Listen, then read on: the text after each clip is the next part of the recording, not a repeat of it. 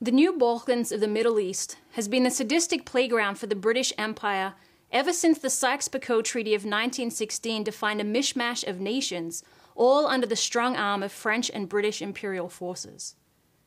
What is playing out in this region today is precisely the 100-year-old intent of the British to create a playground which they could ignite at the drop of a hat in order to fulfill the Empire's intention of keeping mankind as human cattle and ultimately reducing the world's population.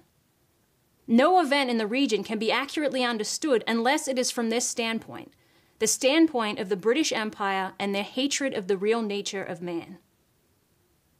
Moves by Russia, especially over this past week, are providing the necessary pushback against this insanity. Through a phased, measured, and very public deployment of vessels from its navy off the coast of Syria, the Russians are putting it squarely on the table that going to war with Syria means general war. And in doing this, the Russians are giving senior U.S. military commanders, who are unanimously dead set against another armed conflict in the region, the added needed leverage to push back against Obama's insanity and British desperate efforts to get the war going. On November 23rd, Russian President Dmitry Medvedev made a nationally televised address to the citizens of Russia, and hence to the rest of the world, of Russia's decisions to defend itself against the very serious threat of war. Specifically, Medvedev's topic was the placement of US and NATO anti-missile facilities in Europe. President Medvedev pointedly recalled that Russia has had an offer on the table for a joint missile defense system between Russia and NATO for several years. Medvedev said that the United States and NATO have continued to be unwilling to allow Russian hands-on participation in running such a system. Instead, the U.S. has continued a missile defense plan that deploys U.S. missiles and military capabilities in close proximity to Russia's borders. Even though Russia has been told that these plans are not directed against Russia and that there is no cause for concern, Medvedev pointed out that our requests that they set this out on paper in the form of clear legal obligations are firmly rejected. Medvedev makes clear that Russia will continue the dialogue with the US and NATO, but that, with the European missile defense program already underway in Poland, Turkey, Romania, and Spain, they face a fait accompli, and have therefore made a series of decisions in defense of Russia. В связи с этим мною приняты следующие решения. Первое. По моему поручению Министерство обороны России незамедлительно введет в боевой состав радиолокационную станцию системы предупреждения о ракетном нападении в городе Калининграде. Второе. В рамках создания системы воздушно-космической обороны России в первоочередном порядке будет усилено прикрытие объектов стратегических ядерных сил. Третье. Стратегические баллистические ракеты, которые поступают на вооружение ракетных войск стратегического назначения и нашего военно-морского флота, будут оснащаться перспективными комплексами преодоления ПРО и новыми высокоэффективными боевыми блоками. Четвертое. Вооруженным силам мною поставлена задача по разработке мер, обеспечивающих при необходимости разрушение информационных и управляющих средств системы ПРО. Указанные меры являются адекватными, эффективными и малозатратными. Пятое. Если перечисленных мер будет недостаточно, Российская Федерация разместит на западе и на юге страны современные ударные системы вооружений, обеспечивающие огневое поражение европейского компонента ПРО. Одним из таких шагов станет развертывание ракетного комплекса «Искандер» в Калининградском особом районе. Будут подготовлены, а по мере необходимости реализованы и другие мероприятия по противодействию европейской составляющей американской противоракетной обороны. Далее. При неблагоприятном развитии ситуации Россия оставляет за собой право отказаться от дальнейших шагов в области разоружения и, соответственно, контроля над вооружениями. Кроме того, учитывая неразрывную взаимосвязь между стратегическими наступательными и оборонительными вооружениями, могут возникнуть основания для выхода нашей страны из договора об СНВ. Это предусмотрено самим смыслом договора. Тем не менее, еще раз хотел бы подчеркнуть, мы не закрываем дверь ни для продолжения диалога с Соединенными Штатами и Североатлантическим альянсом по вопросам противоракетной обороны, ни для практического сотрудничества в данной сфере. Мы к этому готовы. Однако путь к такой работе лежит через создание четкой правовой базы нашего взаимодействия. Такой базы, которая обеспечит учет наших законных интересов. Мы открыты к диалогу и рассчитываем на разумный и конструктивный подход со стороны наших западных партнеров. This statement is a wake-up call to anyone that is not taking seriously the warnings that Mr. LaRouche has made repeatedly of the imminent threat of thermonuclear World War III. Back on October 29th, Mr. LaRouche warned of the Middle East as the new Balkans and described how the trigger point had been carefully set up and that as the fuse is burning down on the financial resources to carry out that operation, the time for that operation to be launched or defeated is now. The insane drive for war by Obama's British controllers is not simply targeted at Syria and Iran, but rather at Russia and China, and at the ultimate destruction of the United States. These three nations, as proposed by Mr. LaRouche, working together towards the common good of mankind, are an unstoppable force that can wipe the oligarchical principles of the British Empire from the planet. These three nations, acting together, can place the world monetary system through bankruptcy reorganization and reestablish the legacy of Franklin Roosevelt for a world system of credit for economic development, and hence return man to his rightful place as a creative being. This is the threat that the empire is out to crush. And with the European Monetary Union situation careening out of control, the push to get World War III moving immediately, before the money runs out, is the empire's goal.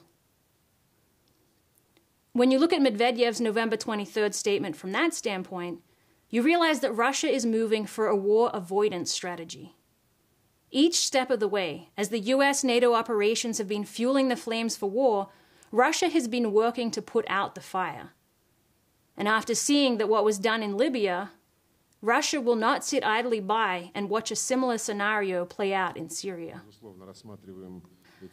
On November 1st, Russian Foreign Minister Sergei Lavrov declared that Russia supported the efforts of the Arab League to resolve the Syrian crisis, but then clearly took aim at the warmongering from the British, French, US crew which ran the operation in Libya, saying, "We advocate an approach which, among others, is applied in Yemen.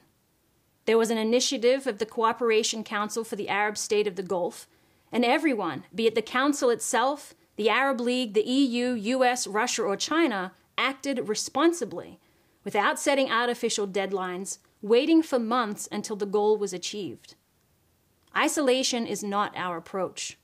If something goes wrong in Syria, many countries of the region will feel a negative impact. We can't support isolation because of the lesson we drew from Libya." Later, on November 11th, Lavrov made the point that Russia knows games are being played to start a war that would spread much further than the supposed nations targeted.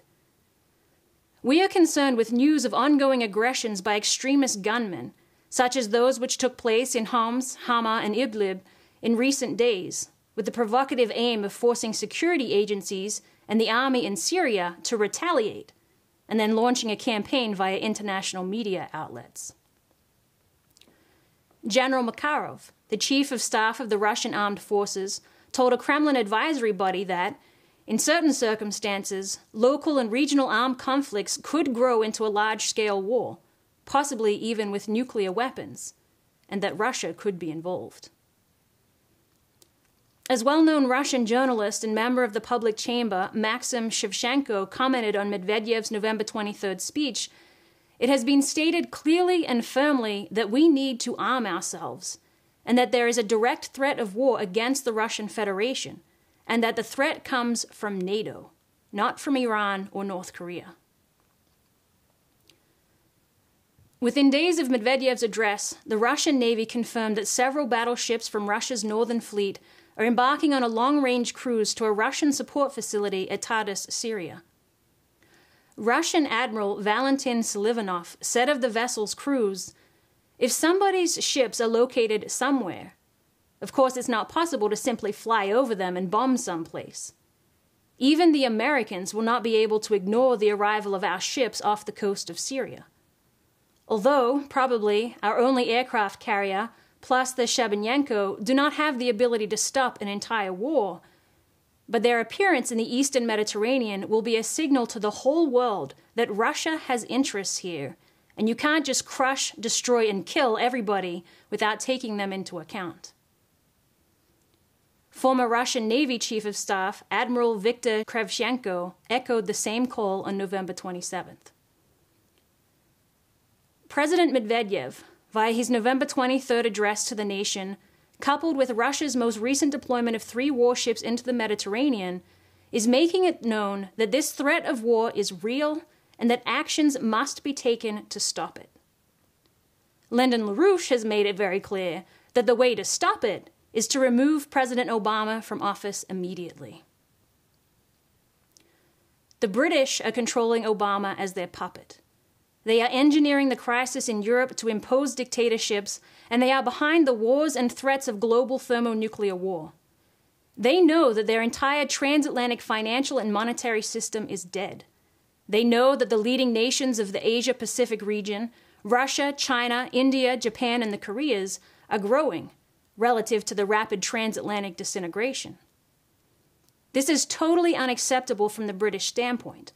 And so they are using their puppet Obama to prepare for the United States to use nuclear weapons in a global conflict already set in motion in the new cockpit for war, the Persian Gulf and Eastern Mediterranean region. By removing President Obama, you pull the plug on the British plan for thermonuclear war. It is understood in many official layers across the globe that the world is heading for war. Even here in the United States, top military layers are opposing it. A source from the Pentagon has reported of a recent discussion between President Obama and 2 of his most senior generals over the threat of a general war that would be triggered by an Israeli attack on Iran. The source reports that the generals conveyed personally to the president that it is the consensus of the Joint Chiefs of Staff, CENTCOM, and all of the other top military brass that the Israelis must be told in absolute clear terms that any military attack on Iran is thoroughly unacceptable and would likely lead to world war. President Obama's response was simply that the U.S. has no control over Israeli policy, and if Israel is going to attack Iran, it would be better for us not to know in advance. The immediate threat of thermonuclear World War III is real, but it is not enough to simply warn against it. You must prevent it. You won't have the opportunity after the war to say, "See, I told you so," because you'll be dead. This is not about what will happen to this nation or that nation. This is about what will happen to the entire human species. A world war today means thermonuclear war. It means the elimination of the majority of the human species from the face of the planet. And it is President Barack Obama that is driving us towards that point. Do we dare let the decision of thermonuclear war lie in the hands of a criminally insane individual? Why are we tolerating a criminally insane president when the 25th Amendment to the Constitution provides for a president's immediate removal from office for precisely the circumstances that we now face? The only move that will totally disarm the threat of World War III, the instant that it is taken, is the use of the 25th Amendment, which will immediately remove President Obama from making the decisions. Russia is warning us that this threat is real. Let's take Obama's finger off the button.